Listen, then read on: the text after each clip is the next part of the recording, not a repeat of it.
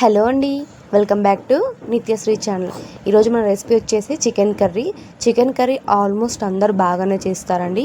మన ఇంటికి చుట్టాలు వచ్చినప్పుడు టేస్ట్గా గ్రేవీగా ఎలా చేయాలో మనం ప్రాసెస్ చూసేద్దాం. ఇప్పుడు మీడియం సైజులో ఉన్నటువంటి ఆనియన్స్ ఒక 3 తీసుకోండి. స్టవ్ మీద ఒక ప్యాన్ పెట్టుకొని ఆయిల్ కొంచెం ఎక్కువనే తీసుకోండి, తగినంత. నాన్ వెజ్ కాబట్టి కొంచెం ఆయిల్ అనేది ఎక్కువనే పడుతుంది. ఆయిల్ లైట్గా హీట్ అయిన తర్వాత రాతి పువ్వు జస్ట్ ఫ్లేవర్ కోసం వేస్తున్నానండి, కొంచెం వేసుకోండి. అలానే దాల్చిన చెక్క కొంచెం తీసుకుంటున్నాను. అలానే 2 యాలకులు వేస్తున్నాను, 4 లవంగాలు, జాపత్రి, అలానే కొంచెం సాజీరా వేసుకుంటున్నాను.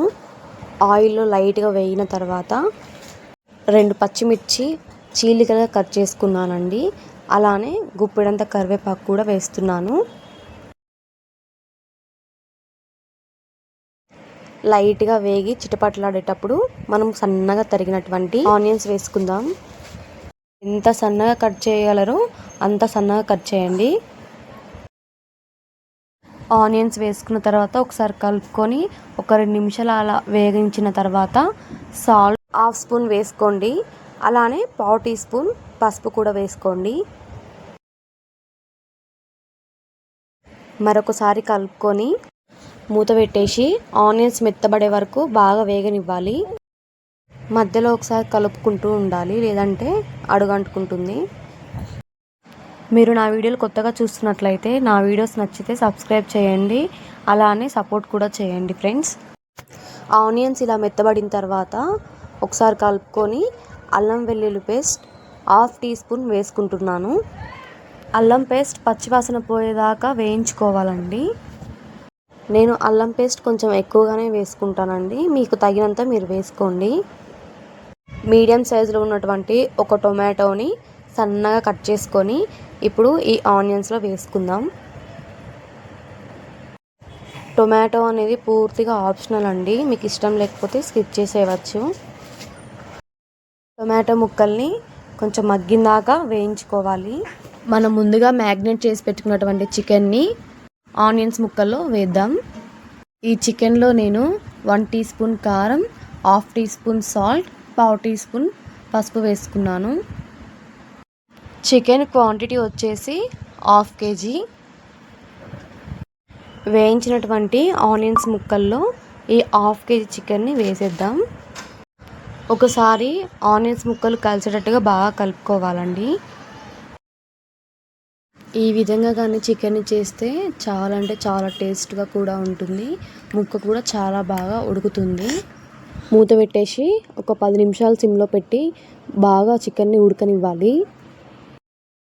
మధ్యలో మూత తీసి కలుపుకుంటూ ఉండాలి. చూడండి వాటర్ అనేవి చికెన్ నుంచి ఎలా ఊరాయో.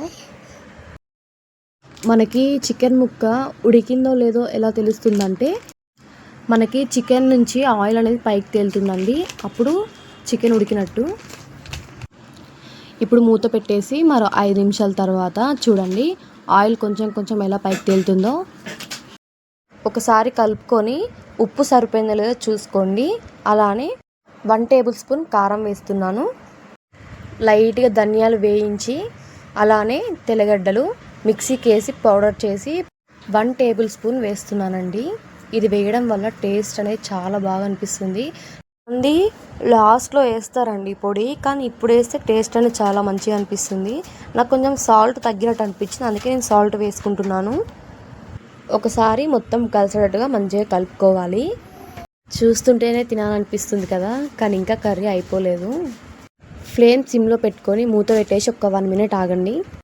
కారం, సాల్ట్, మసాలా ఇప్పుడే వేసాం కాబట్టి అది కొంచెం ముక్కకు పడుతుంది. ఇప్పుడు కొన్ని వాటర్ యాడ్ చేసుకుందాం. వాటర్ ఎక్కువ యాడ్ చేసినా కూడా కూర అంత మంచిగా అనిపించదండి, కాబట్టి నేను కొంచెం వేస్తున్నాను గ్రేవీ కోసం.